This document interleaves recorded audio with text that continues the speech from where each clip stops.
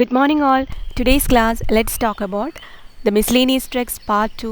In that, we will discuss the pharmacognostical profile for Shadavari, Dioscorea, and Picrorhiza. So, let's start. Shadavari synonym Shadamuli, Shadavari, Shadavar. സംസ്കൃതത്തിലെ സഹസ്രമൂലി എന്ന് പറയും. Biological source: the drug consists of the dried roots and leaves of the plant Asparagus racemosus, belongs to the family Liliaceae. ആയുർവേദത്തിൽ ജീവന പഞ്ചമൂലാസ് എന്ന് പറയും, അല്ലെങ്കിൽ പഞ്ചമൂലങ്ങളിൽ പെടുന്ന ഒരു ഔഷധ ചെടിയാണ് ശതാവരി. ഇതിൻ്റെ കിഴങ്ങുകളാണ് സാധാരണഗതിയിൽ ഔഷധമായിട്ട് ഉപയോഗിക്കാറുള്ളത്. ആൻഡ് ഇതിൻ്റെ ലീഫുകൾ നമ്മൾ പൂച്ചെണ്ടുകളൊക്കെ ഉണ്ടാക്കാനായിട്ട് ഓർണമെൻ്റൽ പർപ്പസിന് വേണ്ടിയിട്ടും കൃഷി ചെയ്യാറുണ്ട്.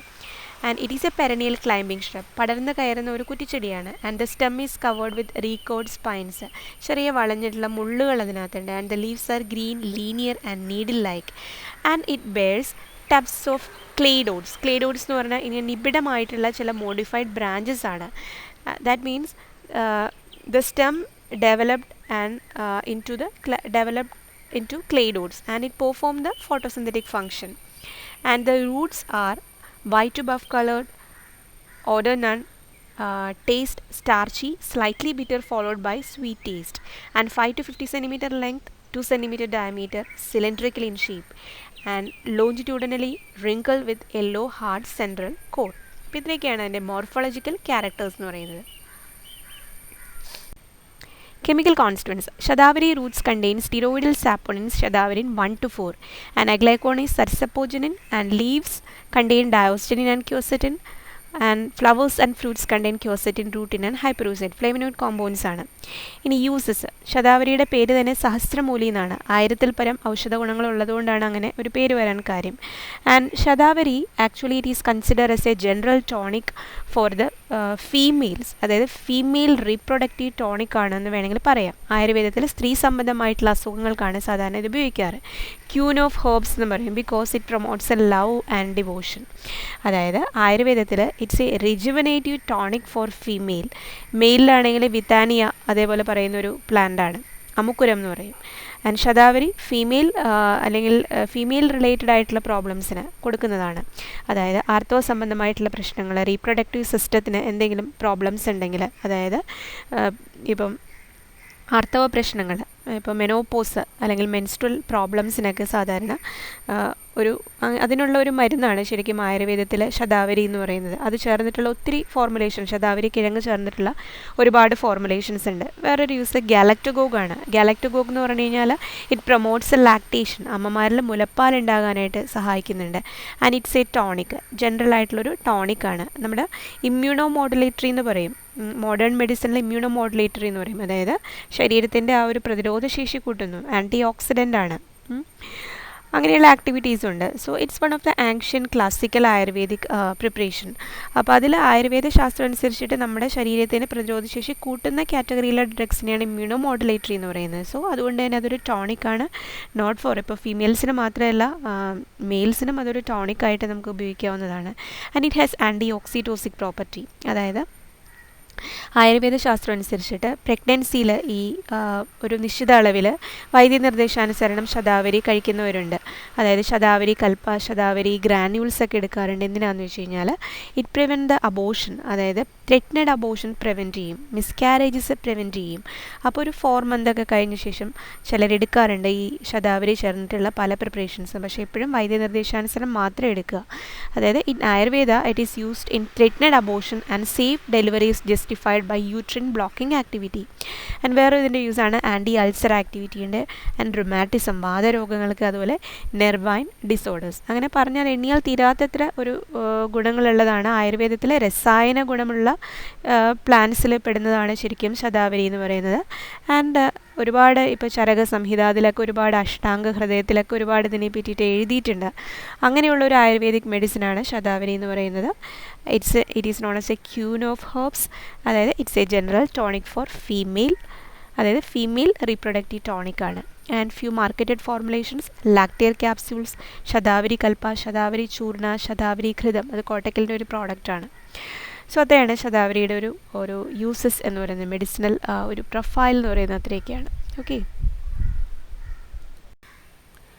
Picrorhiza synonym Kami, Kuru, Katvi, Kutki, Indian junction.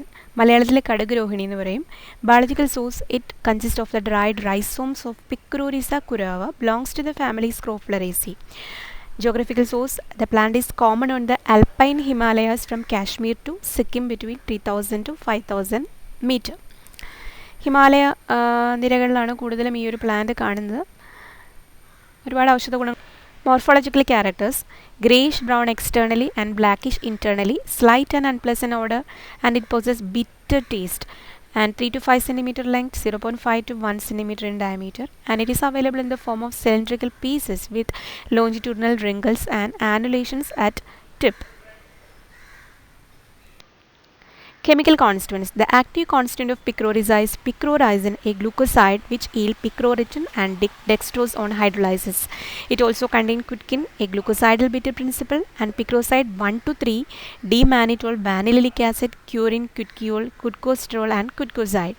And it is used as a bitter tonic. നമ്മൾ പറഞ്ഞു extremely bitter ആയിട്ടുള്ള ഒരു കോമ്പൗണ്ട് ആണ്. Bitter tonic എന്ന് പറഞ്ഞാൽ bitter taste ആയിരിക്കും, and it helps in digestion. And stomachic എന്ന് പറഞ്ഞാൽ any drug which improves the functional activity of the stomach. Digestive പ്രോബ്ലത്തിന് തന്നെയാണ് അതും യൂസ്ഫുൾ ആവുന്നത്. ആൻഡ് കാത്തേർട്ടിക് എന്ന് പറഞ്ഞാൽ സ്ട്രോങ് ഡോസിലാണെങ്കിൽ കാത്തേർട്ടിക് ആണ്. കാത്തേർട്ടിക് മീൻസ് സ്ട്രോങ് പർഗേഷനാണ്. Any agent which cause the evacuation of the bowels. കോൺസ്റ്റിപ്പേഷൻ്റെ ഉണ്ടാകുമ്പോഴൊക്കെ നമ്മൾ ബവൽ ക്ലീൻ ചെയ്യാനായിട്ട് യൂസ് ചെയ്യുന്നതാണ്. മലബന്ധത്തിന് കൊടുക്കുന്നതാണ് cathartic drugs. And antiperiodic means ചില ഡിസീസസ് ചിലപ്പോൾ ചില എപ്പിസോഡ്സ് ആയിട്ട് നമുക്ക് തിരിച്ചു വരാറുണ്ട്. അതായത് periodic return of attack of disease. അതായത് പെട്ടെന്ന് തന്നെ ചില ആൾക്കാർക്ക് ഫീവറൊക്കെ ഇടയ്ക്കിടയ്ക്ക് ഉണ്ടാവും. അപ്പോൾ അങ്ങനെയുള്ളതിനെയാണ് ആൻറ്റിപീരിയോഡിക് ഡ്രഗ്സ് എന്ന് പറയുന്നത്. അത് വരാതിരിക്കാനായിട്ട് കൊടുക്കുന്ന ഡ്രഗ്സിന്. And it is a cholagogue എന്ന് പറഞ്ഞു കഴിഞ്ഞാൽ any drug which improves the bile secretion. അതായത് ഡൈജഷന് വേണ്ടിയിട്ടാണ്. And febrifuge and anti malarial, പനി കുറയ്ക്കുന്നു. അതിന് ആൻറ്റി മലേറിയയിലെ ട്രീറ്റ്മെൻറ്റ് യൂസ്ഫുൾ ആകാറുണ്ട്. And it is also use for the treatment of jaundice which removes kidney stone and use to say emmenagogue എന്ന് പറഞ്ഞു കഴിഞ്ഞാൽ any substance which increases the menstrual flow.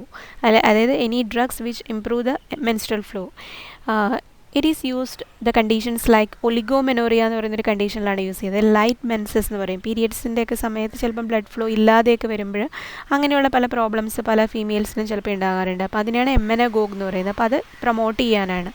അതുകൊണ്ട് തന്നെ ഇത് ഹൈ ഡോസിലാണെങ്കിൽ it may lead to abortifacient action ഉണ്ട്. പ്രഗ്നൻസിയിലൊക്കെ വളരെ നമ്മൾ ശ്രദ്ധിച്ച് ഉപയോഗിക്കണം. ബിക്കോസ് അല്ലെങ്കിൽ അബോർഷന് ഇടവരുത്താനുള്ള സാധ്യതയുണ്ട്. And it is a antidote for dog bite. And externally it is used in skin diseases and improves the eyesight.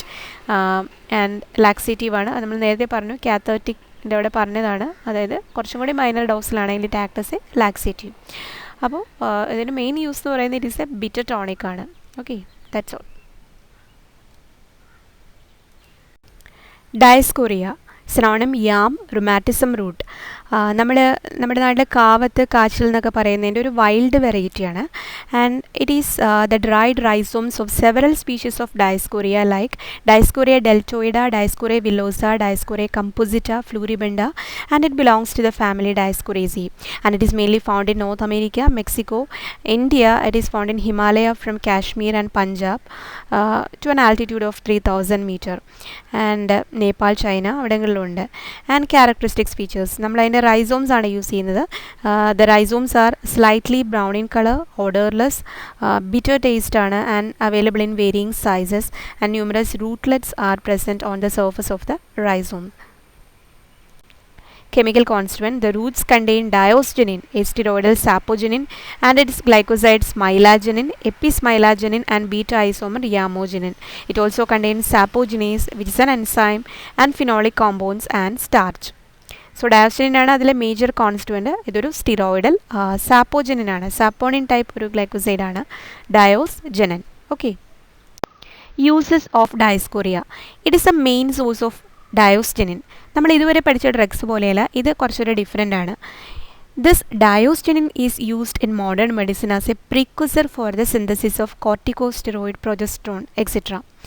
അതായത് ഇതൊരു സ്റ്റിറോയിഡൽ സാപ്പോജിനാണ് ഈ ഡയോസ്റ്റിനിൻ എന്ന് പറയുന്നൊരു compound. It is not only in ഈ ഒരു ഡയസ്കോറിയയിൽ മാത്രമല്ല വേറെ ഒരുപാട് പ്ലാന്റ്സിലുണ്ട്. സ്മൈലാക്സ്, ചൈന, ട്രിഗോണില, നമ്മൾ ഡെയിലി യൂസ് ചെയ്യുന്ന ഉലുവയില്ലേ അതിലൊക്കെ ആയാലും ഈ ഒരു ഡയോസ്റ്റിനിൻ എന്ന് പറയുന്നൊരു കോമ്പൗണ്ട് ഉണ്ട്. പെർസെൻറ്റേജ് ഡിഫറെൻ്റ് ആയിരിക്കുന്നു മാത്രമേ ഉള്ളൂ. So this bioactive phytochemical not only it is used as a starting material for the preparation of the steroidal drugs in pharmaceutical industry but also which has many medicinal benefits too. അപ്പോൾ ഈ ഒരു compound, ഈ ഒരു ഡയോസ്റ്റിനിൻ എന്ന് പറഞ്ഞു കഴിഞ്ഞാൽ ഈ sex hormones അല്ലെങ്കിൽ പ്രൊജസ്ട്രോൺ, കോർട്ടിക്കോസ്റ്റെറോയിഡ്സ് ഇതിനൊക്കെ സ്റ്റിറോയിഡൽ ന്യൂക്ലിയസ് ആണുള്ളത്.